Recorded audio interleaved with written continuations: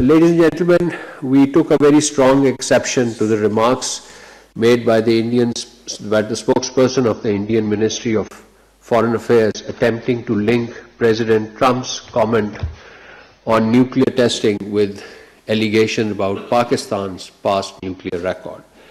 India is clearly distorting facts and misrepresenting the remarks of the US President. The US side has clarified its position to the media regarding the statement by the President.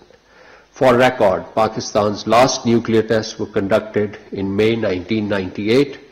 Our position on nuclear testing has been clear and well established. Pakistan has been supporting United Nations General Assembly's resolution calling for a comprehensive ban on nuclear testing.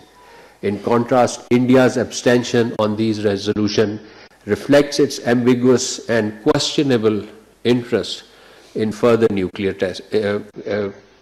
intentions in further nuclear testing. Pakistan's nuclear program operates under a robust command and control structure, comprehensive export controls, and an impeccable record of compliance with global non-proliferation regimes. Allegations of clandestine or illegal nuclear activities are baseless, malicious, and part of India's disinformation campaign aimed at diverting attention from its own irresponsible actions. India's record on nuclear safety and security remains deeply concerning. Over past several decades, numerous incidents invoking the theft and illicit trafficking of sensitive nuclear material and other radioactive substances have exposed serious deficiencies in India's ability to safeguard its facilities.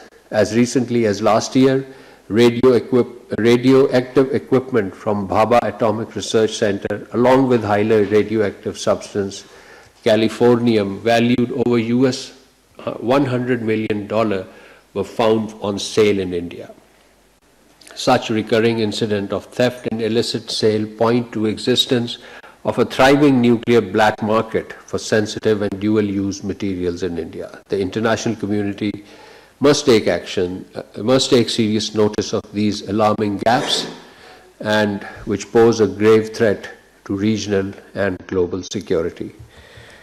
Finally, ladies and gentlemen, on the tragic crash of C-130 cargo aircraft near Georgia-Azerbaijan border, we, the government and the people of Pakistan, express our deepest sorrow and heartfelt condolences to the government and the brotherly people of the Republic of Turkey. I thank you all.